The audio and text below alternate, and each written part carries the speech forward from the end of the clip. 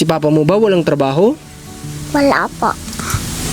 Wow naman. Sa pagbisita ko ngayon kay Kuya Mark ay hindi ko inaasahan na ang kanyang bunsong anak ang makakaharap ko. Just tell me what's on your mind. Tabi-tabi lang kayo? Opo na mama po. Don't have time to figure it out. Kayo ba napapalo ba kayo? Minsan din po. Bakit kayo napapalo ni Papa? Makulit po. Oh, yan ang bata. Admit nila. That won't work out. Maybe we should walk away. Oh, gaano mo kamahal si Papa mo? Mahal po. I can feel it deep inside. We would Lalabas pa ba tayo ng malayo o dyan lang sa malapit? Malapit lang po. Tara, bili tayo. Okay ba sa'yo? Opo. O tara, punta tayo. can feel it deep inside. We will never. If just for a minute I'd fall asleep and not dream about you.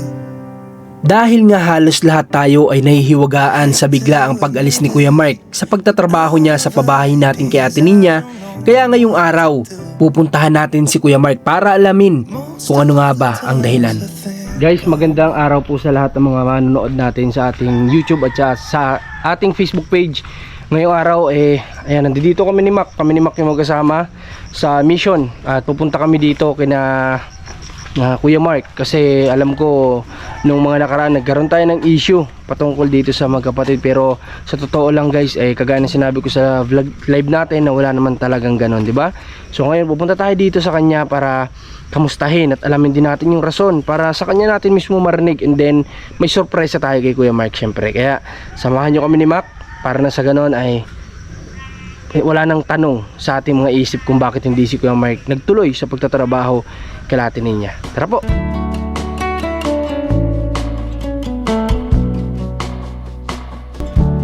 Change is constant, learning to flow. All the unknown, lemons thrown. Grabe lang din talaga guys yung putik dito kala Kuya Mark kapag ganito. Kaya sigurado ako hindi din nakakapag-bike yung anak niya dito kapag walang pasok. Kasi sobrang putik. Pero siguro din sa kalsada nakakapag-bike naman siguro yung anak niya. Ano pangalan niya? Si JM.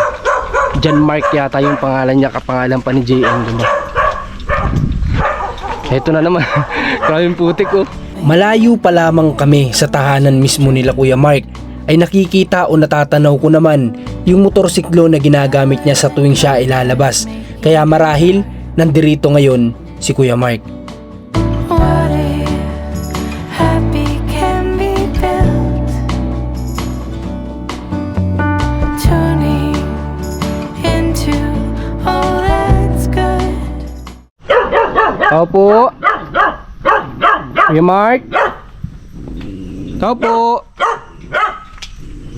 Tao po. Kuya Mark. Naku, wala pa yatang tao dito guys. Tao po. Kuya Mark. Kuya Mark. At dito nga ay mailang beses kami na paulit-ulit na tumatawag sa pangalan ni Kuya Mark. Ngunit ni isa wala sa aming sumagot. Mukhang wala yata si Kuya Mark dito. So nagpunta lang din nga tayo dito kagaya ng sinabi ko kanina guys, kasi may sorpresa din talaga tayo sa kanya, diba? Kasi kung titingnan din naman talaga natin yung buhay nila Kuya Mark ay talagang kailangan din talaga nila ng tulong. So ito, nakikita ko kasi dito din sa bahay nila Kuya Mark, hindi ako sigurado kung ito may doble pa sa loob na plywood, pero ito ay flat sheet na yero lang yung nakalagay dito sa kanila, sa sa dingding nila. And then napansin nyo nung pumasok tayo nung last time dito, pagpasok natin dito as in parang imagine niyo yung box pag inopen mo yung box, so ganun na yung bahay nila, walang kwarto, lahat na nandun, higaan, kusina, yung CR nila sama-sama na nandito na sa isang parang box type na ito na bahay nila. So ayun lang, hindi natin alam kung saan pumunta si Kuya Mark, baka marahil may trabaho din yung tao ngayon sa iba. So, try natin ngayon pumunta dito sa mga kapitbahay. Magtanong-tanong tayo kung saan marahil nandoon si Kuya Mark. Para hindi po masayang tong araw, ngayon din mismo makausap natin siya. So, tara, punta tayo dun sa kapitbahay muna. Magtanong muna po tayo. Mas minabuti na nga lang namin ni Mac na lumabas muna dito sa area kung saan naririto ang tahanan ni Kuya Mark. Para nang sa ganoon ay makapagtanong-tanong kami sa mga taong nakapalibot din sa kanila kung marahil may nakakita kung saan pumunta si Kuya Mark. Kasi sumilip ako doon sa bintana nila. Nandito yung anak ni Kuya Mark na bunso eh. Naiwan tulog. So bakit naiwan din yung bata na mag-isa na ganito? Marahil mabilis lang yun si Kuya Mark kasi hindi naman niya iiwan tong anak niya ng matagal kasi mag-isa lang dito oh. Kaya possible mabilis lang yun. Baka umalis lang, may binili lang or something. Pwede naman tayo maglaan ng konti pang oras para maantay natin siya. Pero bago yan, magtanong-tanong tayo dito para may idea tayo kung saan siya nagpunta. Ay. Tay, magandang araw. Napansin niyo po kaya kung saan nagpunta si Kuya Mark? Napansin niyo po kaya lumabas si Kuya Mark? Hindi ko alam kung ano yan. Ha? Hindi ko alam. Hindi niyo po napansin kung lumabas? Hindi oh. Pero nandiyan yung motor niya eh. Hindi ko malalaman kung nangyari yan. Ah, okay. Kadating ko lang. Kararating mo lang. Tay, ito bahay mo? Oh, biyanan ko yung bike. Ah, biyanan mo. Okay, sige tay. Mamaya kwentuhan tayo ha. Pagbalik ko. Hanapin ko lang si Kuya Mark. Sige tay. Dito muna ako tay. Ay, namin nakilala tayo dito si tatay. Liit din ang bahay niya. Tara, magtanong-tanong tayo dito. Baka may nakapansin kay Kuya Mark. Dito sa labasan guys. Ito may mga parang ano dito eh. Medyo close ka na Kuya Mark siguro. Magtanong tayo sa kanila. Tara, labas tayo. Magandang umaga po, Nay. Magtatanong lang ako sa iyo. Napansin niyo po kayang lumabas si Kuya Mark? Baka nasa ilog yun. Sa ilog? Malayo po ba ang ilog dito, Nay? Yan, ilog na yun. Pero Bukas ang pinto ah. may bata pong tulog doon, yung anak ng bunso. Nariyan lang yun. Tapos andyan din ang motor. Nariyan lang yun. Kasi pag lumabas yun, dala ang motor. Yun nga po eh. So, o nga pala, hindi siya susundo ng anak kasi nandito yung motor. Baka ang ilog dyan ay pag gano'n, papunta doon. Diyan lang yun sa ibaba nila na baka nangangawil ng isda. Ay, sige nga, Nay. Salamat, Nay, sa idea. Tara, balik tayo. Dito tayo, guys. Balik tayo. Hindi yan iniiwan ng malayo. Yun nga po eh. Salamat, Nay, ha. Oo nga, tama si Nanay. Hindi iwan yung bata ng kung pupunta si Kuya Mark ng malayo. At saka, mali rin kami iniisip na sumusundo kasi andito nga pala yung motorsiklo. Paano susundo si Kuya Mark? So baka nangangawil sa baba. Diba? Nagbabaka sakali na makakuha ng pang-ulam siguro. Ganyan. Kaya tara, baba tayo guys. So guys, ito yung sinasabi ng anak ni Kuya Mark na ilog. Ayan yung ilog sa baba na baka nandiyan si papa niya na ngangawil daw. So siguro yung tao nagbabaka sakali din na may mahuling isda at pang-ulam nila, di ba? Kaya kawawa din yung tao.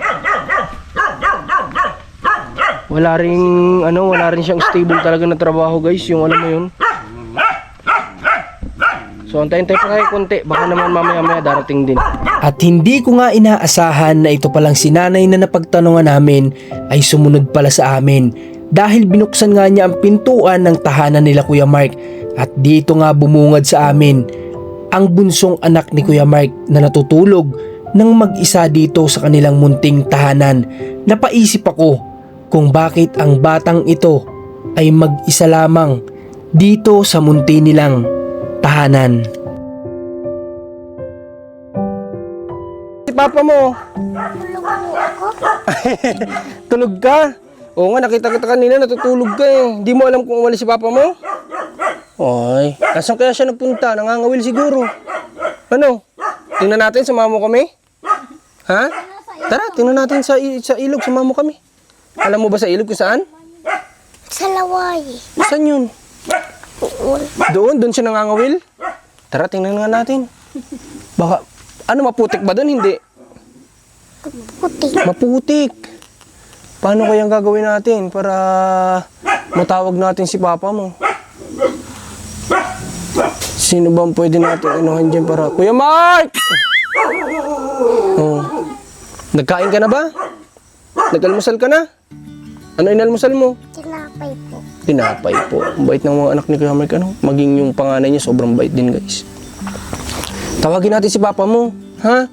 Gusto kong kausapin si Papa mo. Ay, kawawa ka naman, mag-isa ka lang dyan natutulog. Di ka natatakot? Hindi naman? Asa si Mama mo? At titinda po.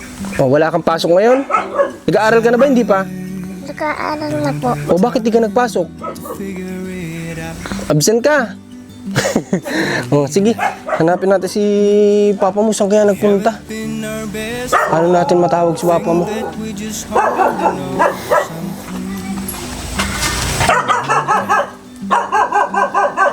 Oh, ito guys, bata. Oh, mag-solo lang dito na tutulog. Alam niyo naman, hindi natin hawak din ang pag-iisip ng mga tao. Ako takot na takot ako sa kapag kabata ganito na alam mo yun, mag-isa lang maiwan. Dito ka mainit. Kapag ka ganito, mag-isa lang yung bata. Ako, tapos ganito pa kalaki. Babae pa, nakakatakot. Ako natatakot. Guys, naglalaan pa rin kami dito ng minuto para maantay natin si Kuya Mark. Kasi nga, sobrang excited din talaga ako. Ako yun excite para sa surprise ako sa kanya eh.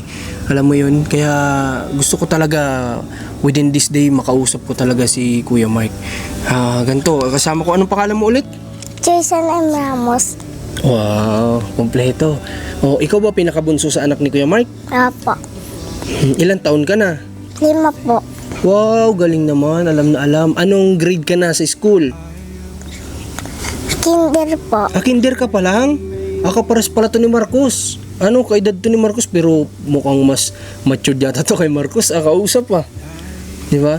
So, kanina nung umalis si Papa mo, hindi mo alam? Hindi po. Okay, umalis sila lahat ng hindi mo alam. Tulog ka pa. Po. Madalas bang ganito yung nangyayari? Na umaalis yung mga magulang mo at kapatid mo kapag hindi ka napasok, naiiwan ka mag-isa?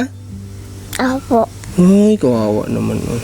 Buti naman, wala naman sa yung tao na pumupunta dito, ibang tao. Wala naman. Apo. Paano kapag kakainin mo? May langgam. Paano kapag kakainin mo? Saan ka kukuha? Sa loob po. Nag-iiwan silang pagkain. Apo. Si Papa mo ba walang trabaho? Wala po. Kawawa naman. Si Kuya mo, kamusta naman si Kuya mo? Nagagamit pa ba yung bisikleta niya? Opo. Nahiram ba kayo kay Kuya mo? Hindi. Hindi po. Bakit? Hindi ka marunong? Hindi ka pa marunong magbike? Apo. Ay, pag marunong ka na, gusto mo ba bilhan din kita? Apo. O sige, basta pag marunong ka na, bibilang ka ni Kuya Marcos ha. Okay ba yon? Apo. Ito, napansin ko lang sa bahay ninyo, wala kayong kwarto. Ano? Sama-sama lang kayo dyan natutulog, di ba? Apo. Tabi-tabi lang kayo? Opo na mama po. Nila mama. O kung ikaw ba tatanungin ko, gusto mo ba magkaroon ka ng kwarto? Apo. Kayong magkakapatid na babae, gusto mo ba? Po. Bakit gusto mo? Bigyan mo si Kuya Marcos ng rason. Bakit gusto mong magkaroon ng kwarto? Tutulugan po. Siya nga naman, para may tutulugan na kwarto. Ano? Sige, ganito, guys. Sa totoo lang, wala akong kasiguraduhan talaga eh. Walang nakakaalam kung hanggang anong oras si Kuya Mark dito darating. Kung anong oras darating si Kuya Mark. So, sa totoo lang, marami pa din kami talagang pupuntahan ngayon. Pupunta kami sa pabahay, punta kami kay Tatay Romnick. So, kami dalawa lang ni Mac. Hinahabol ko din yung oras kasi alam niyo naman, wala si JM, wala mag-i-edit sa atin. Ako, lahat magtatrabaho nito. Kaya, hinahabol ko talaga yung oras na makauwi din kami ng maaga-aga. Kasi nga medyo matagal din talaga mag-upload at saka mag-edit. Matagal. Kaya yun. Gusto ko sanang may mangyari sa lakad ko na ito dito kala Kuya Mike. At kung ano pa yung iba natin pwedeng maitulong dito sa kanila. Okay. Wala pa eh. So, paano? Gusto mo ba antayin ko si Papa mo? Babalik na lang kami. Nantayin po. Antayin natin. O sige, maglalaan pa tayo ng ilang minuto ha? Antayin ni Kuya Marcos ha? Apo. Dito ba mayroon naman kayong mga kumot, ganyan? Apo. May nagagamit ka namang kumot? Po. Kayo nila kuya mo ba? Hindi naman kayo madalas nag-aaway? Hindi naman po. Minsan lang po. Minsan. O pero si Papa mo, kayo ba napapalo ba kayo? Minsan din po. Bakit kayo napapalo ni Papa? Makulit po. Oh, yan ang bata. Admit nila. Alam nila na sila ay medyo makulit kaya sila napapalo ng magulang. Oh, pero ikaw ba? Mahal mo ba si Papa mo? Opo. Si Mama mo? Opo. Ang mga kapatid mo? Po. Sobra? Oh, gaano mo kamahal si Papa mo? Mahal po. Mahal na mahal. Nakakatawa yung mga batang ganito. Ang sarap. Kung ako magulang, tas si Marcos kasi lagi akong sinasabihan din noon na I love you daddy, ganyan, mahal na mahal kita daddy, ganun. So kapara sa akin, kung maririnig ni Kuya Mark ito sa anak niya, sigurado bumubuka din ang puso nun sa galak na marinig sa isang anak yung ganito. Di ba kasi sino ba namang magulang ang hindi matutuwa o magagalak na maringgan ng isang anak na sabihan kang mahal ka, di ba? Okay, sige. Antayin-tayin ko na lang si Papa mo. Sigurado ka, nagkain ka na ng almusal? Opo. Ha? Po. Gusto mo ba kain tayo? Baka may tindahan dyan. Kain tayo. Gusto mo ba? Ha? Po. Hanap tayong tindahan na mabibilan ng pagkain? Meron po. Saan dyan? Doon po. Lalabas pa ba tayo ng malayo o dyan lang sa malapit? Malapit lang po. Tara, bili tayo? Tara, bili tayo ng makakain muna natin. Abahin natin si Papa mo. Okay ba sa'yo? Opo. O tara, punta tayo. Dahan-dahan, madulas. So ayan, naglalakad na kami ni Ano nga ulit pangalan mo? Ano? Joyce and M. Ramos. Joyce Allen? Joyce and M. Ramos. Joyce? And Joyce Ann. Oh, sige. M. Ramos. Kompletong-kompleto Tara. Dahan-dahan madulas.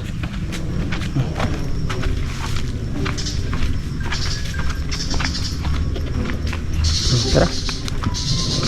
Hanap tayo ng mabibilhan natin ng makakain natin habang nag-aantay kay Papa mo kasi hindi natin alam kung saan pumunta si Papa mo. Iniwan ka pati mag-isa dito. Paano rin kami aalis nito? Mag-isa ka. Nga pala. Hindi, walang dumating. Wala po. Isa po kaya may tindahan, Nay. Bibili muna kaming makakain namin. Doon sa kabila. Dito lang, malapit lang. Tara. Wala wala si Papa mo, hindi natin alam. Sobrang putik po ba? Saan tayo dadaan? Ning, na hindi maputik. Lalabas pa ba tayo doon sa kalsada? Dito tayo.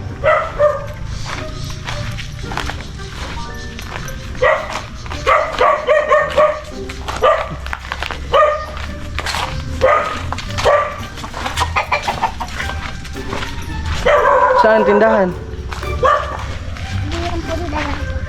Saan? Dito? Tindahan ba ito? Opo, sarado lang. Saan tayo? Doon tayo sa bukas. Saan yung bukas? Na tindahan. Saan tayo dadaan? Dandahan. Saan tayo bibili? Diyan, tindahan yan. May nabibili po kayo dyan mga inumin? Ay, okay. Saan pa kaya may tindahan tayo? Ay, naku, doon pala sa Malayo na. Okay. Tara, balik tayo. Wala daw ibang inumin. Soft drinks lang. Wala daw tao dito sa kabila.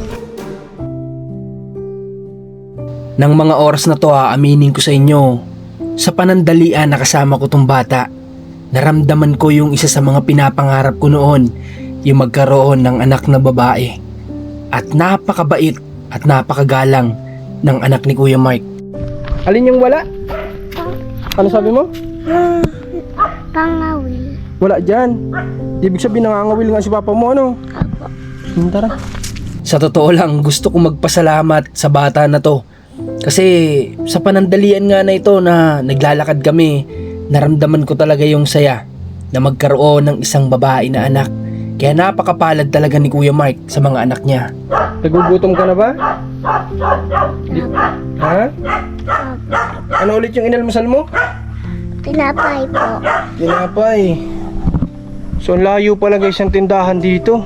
Sa labasan pa ng subdivision halos. Kasi ito ay likod ng subdivision. Pumapasok kami kapag pupunta dito ng subdivision. So yung tindahan pala sa labasan pa ng subdivision dito. Sarado yung mga tindahan. Paano kaya to? Eh, ang hirap naman iwan tong bata dito. O baka mamaya naman kapag dumating si papa niya mag-alala kapag sinama natin tong bata. Baka biglang dumating si Kuya Mike tapos mag-alala sa anak niya. May mga napansin lang din ako dito sa munting tahanan nila Kuya Mark. May mangilan-ngilan din pala na mga alaga silang hayop. Kagaya na lamang ng 3 pirasong manok na nakikita ko dito sa kanilang bakuran. Kami naman ni Mac ay magpapakasakali muna na lumabas nitong compound nila para nang sa ganon ay makahanap kami ng pwedeng makakain ng anak ni Kuya Mark. Dahil baka nga ito ay nagugutom na dahil nga siya ay mag-isa lamang at wala siyang aasahan na bibili sa kanya ng pagkain. Dito pa lang ay nakikita ko na yung sakripisyo nila Kuya Mark, yung masakit sa kanilang dibdib na may iwan ang kanilang anak para lamang sila ay makahanap ng makakain. So guys, labas muna tayo. Iwan muna natin dito si bunsong anak ni Kuya Mark. Bila natin siya ng pagkain guys.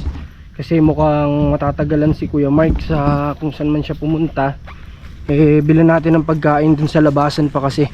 Iniwan ko muna yung bata kasi baka biglang dumating si Kuya Mark maghanap sa anak niya.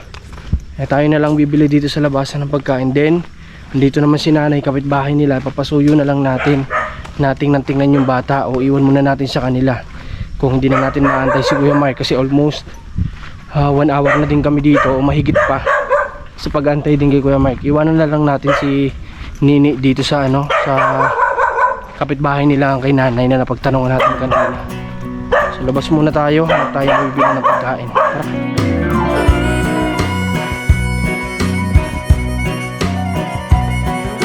Left the big city for the simple country life. Found myself a woman that it took for me to be my wife. I was working on the ground, come sun up to sundown. Ayan, labas tayo. Wala, kaya kailangan nating gumamit muna ng service natin para makahanap ng tindahan. Tingnan nyo, layo na nang nararating namin. Wala pang mala akong natatanaw na tindahan dito.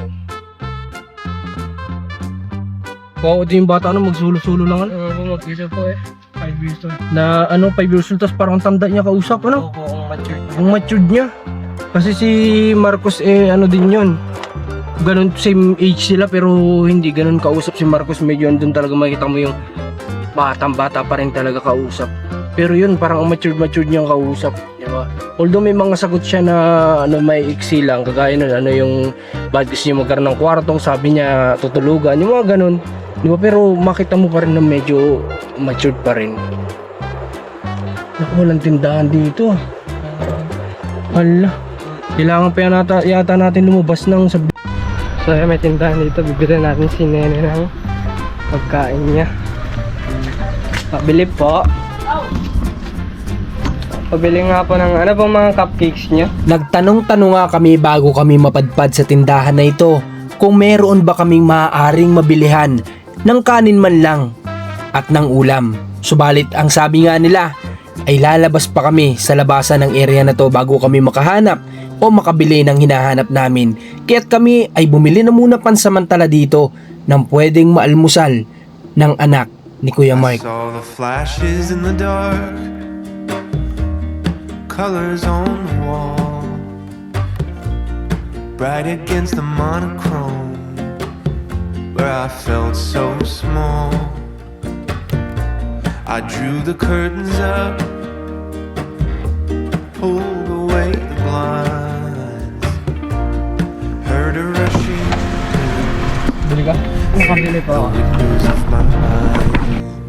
So yun guys, nakabili na si Mac ng yun nga lang, wala pala ditong mga karinderya. Doon pa daw sa labasan ng San Juan tayo makakabili. Medyo malayo na. Kaya bumili na lang muna tayo ng may breakfast din ng bata kasi maaga pa din naman. So alam ko naman baka darating din naman si Kuya Mark before lunch. Kaya alam kong may kakainin din yung bata. At saka papahabili na lang natin dun sa kay nanay na baka pwede niyang sa kanya muna yung bata kung hindi pa darating si Kuya Mark at di natin maantay. sa kanya muna yung anak ni Kuya Mark. Kasi kawawa naman, magsulo lang doon yung bata, diba? Baka ganun talaga siguro yung routine nila. Gigising siguro yung bata, nandiyan na yung papa niya. Baka ganun, nagising lang siya dahil dumating tayo, diba? Kaso nga lang, kawawa din. Ito yung mahirap para sa mga magulang, guys. Alam mo yun, yung napipilitan silang iwan yung anak nila. Kahit nga alam nilang medyo delikado, para lang may makain yung mga anak nila, di ba? Mag-sakripisyo sila kahit na hindi panatag yung isip nila na naiwan yung anak ko doon, ganito ganyan, na mag-isa. Wala kailangan kumilos para makain yung pamilya, di ba? Ito yung sakripisyo din ng mga magulang na alam kong masakit din para sa kanila. Okay, dito naman na tayo. Pag wala pa si Kuya Mark, habilin natin, then punta na tayo sa babae kalatin niya. Shine, shine, shine, shine. At pagbalik nga namin dito ay nakita ko na inaantay niya talaga kami na bumalik. Shine, shine. Mag-almusal ka muna, wala pala diyang mga karinderya. Hindi ka, kain ka dito, hindi ka. Kain ka muna. Buksan natin, kain ka muna. Almusalan. Ito na lang almusalin mo kasi ang layo pala ng restaurant dito. Hindi naman pwedeng ikaw isama ko, ano? Kasi pag sinama kita, naku, matatakot si papa mo pag dumating wala ka na dito. Hawak, bubuksan ko ito. Sige na, kain ka. Wala kasi si papa mo eh. Hindi bale, meron ka pa dito, ha? Tapos, kakausapin ko na lang siguro yung... Kilala mo ba yung sinanay dyan? Yung nakatira dyan ng matanda? Kilala mo? Anong pangalan niya? Sige daw, kung kilala mo. Hindi po. Pero kilala mo lang sa mukha. Ang kapitbahay nyo lang naman. Pakiusapan ko na lang na tingnan ka, ha? O kaya gusto mo ba doon o dito ka na lang? Dito na lang po. Dito na lang? Ayaw man sana kitang iwan dito kaso may lakad pa rin kami. Pero ano na lang, papakiusapan ko na lang tingnan at nandiyan lang naman sila po sa labas. So papakiusapan ko na. Maya naman darating na si papa mo sigurado. Ano? Hindi naman yan ikaw pababayaan na aabot ng tanghali na wala pa rin. Alam naman yan kakain ka eh. Kain ka ng kain.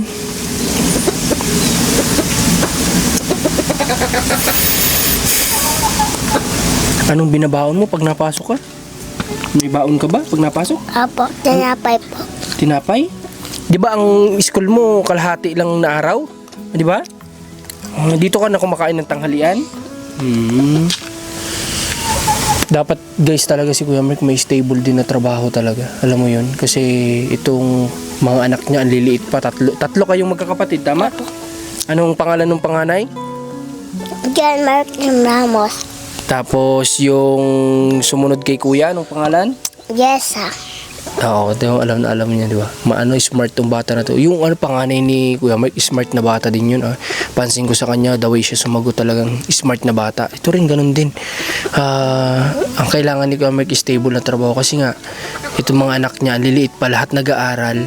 So yung asawa niya, nagtitinda-tinda lang kasi yun sa palengke yata. Nakikitinda.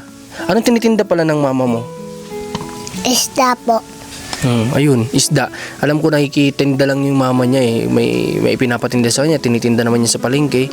So, sa tingin ko hindi naman din enough yun para suportahan din yung pag-aaral ng mga bata. Kasi alam niyo pag-aaral ngayon, ibang-iba na nung panahon eh. Kasi ngayon, kailangan na ng bata ng magbaon ng at least 30 pataas, 20 pataas, di ba?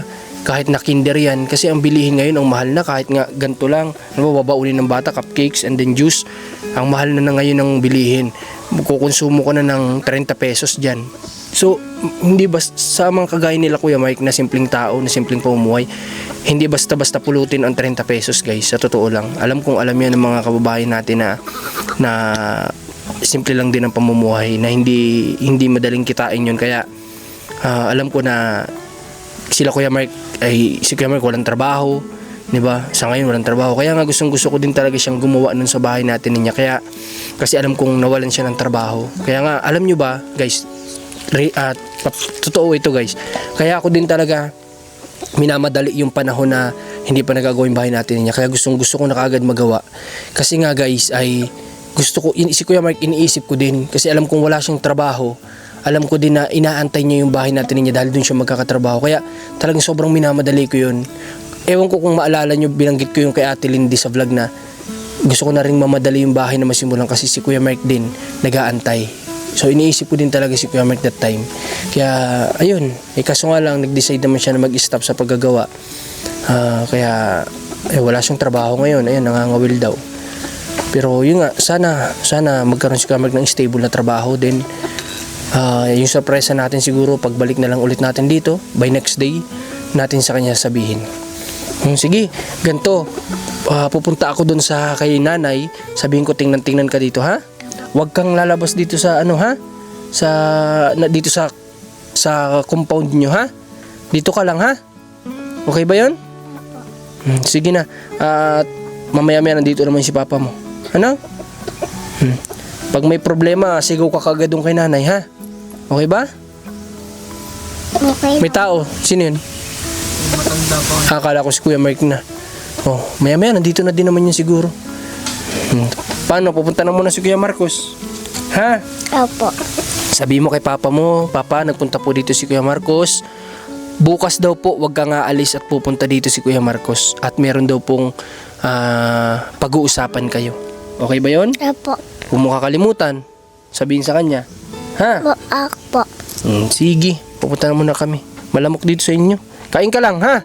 Pupunta ako doon kay lola mo, doon sa kabila, ha? Sige. Tara guys, punta tayo dyan kay nanay.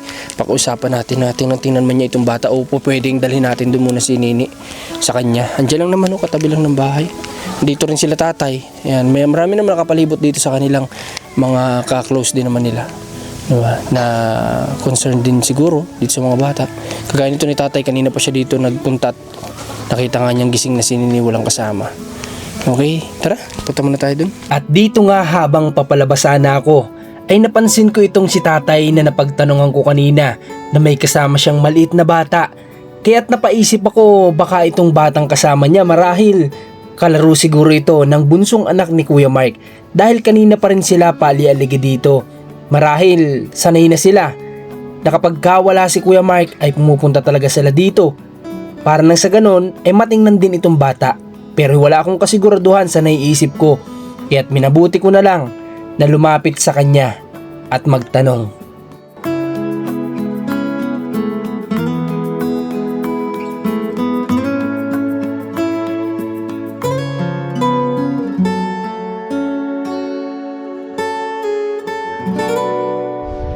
Okay, tara punta tayo. Tay! Ano pong pangalan niyo, Tay? Ano pong pangalan?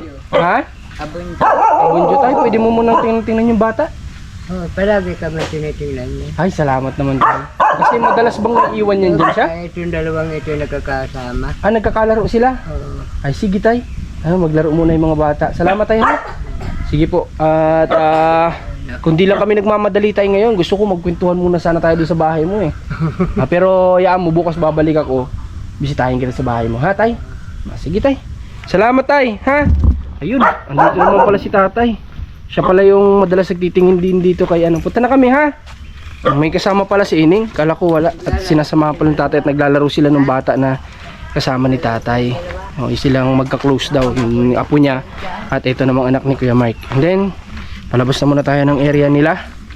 At talaga namang tayo, kumbaga time is gold dito sa amin talaga eh. Kailangan bawat oras talaga mahalaga kasi nga yung biyahe, 'di ba, yung kinukonsumo sa biyahe. Tapos mag-vlog tayo. And then pabalik, and then editing, transferring. Sa transferring pa lang ubos na yung oras. Sobrang taas kasi din ng alam mo yun, nakukonsume ng natin ng mga shots natin, kaya medyo matagal. Transferring pa lang halos ang oras, editing, uploading. Kaya nga, 'di ba, inaabot tayo minsan ng alas 8 na ng gabi pag nag-upload tayo. Kasi nga medyo matagal din talaga. Tapos yung internet pa namin hindi naman ganoon din kabilis. Kasi hindi naman namin binayaran yung, alam mo yun, yung pinakamataas na Mbps kasi nga medyo pricey na talaga siya.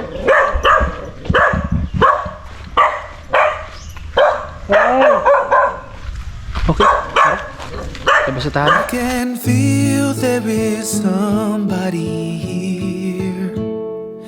And he's watching over me tonight as he takes away my fears. Lets me know there's a heaven up there. Yeah, he's reaching out his hand to me to wash away my tears. Oh, I know you and I praise you. Got my arms open for your love. Oh, I want to be near you. I hear angels from up above. They sing hallelujah. Palabas na kami ni Mac ng subdivision. Ito yung subdivision na dinadaanan natin. Ito yung dinaanan natin kanina nung naghanap tayo na mabibila ng breakfast ng bata. And then, ayun, salamat ulit sa lahat ng sumama sa mission namin na ito kay Kuya Mark. Kaso nga lang, na mission failed tayo. Di natin nakausap si Kuya Mark. Okay lang naman yun. At yung tao nagbabaka sakali din kasi na makahanap ng may panguulam siguro nila or may bibenta or something, di ba? So, babalik na lang tayo tomorrow para makausap natin ng personal yung tatay ng bata, si Kuya Mark nga. At ayun, salamat na lang ulit sa lahat ng patuloy na sumusuporta sa mga ginagawa nating vlogs everyday, sa lahat ng di nag-skip ng ads. Thank you so much at nag-iiwan ng comment. Salamat po. At kung bago pa lang kayo, please mag-subscribe na po kayo. At ayun, mag-like kayo palagi sa mga video natin para na sa ganun ay mas makatulong pa tayo. And God bless sa lahat. Maraming salamat sa kasama ko kay Mac. Ingat po kayo at suportan niyo si Commander Marcos and Rans TV. Above, they sing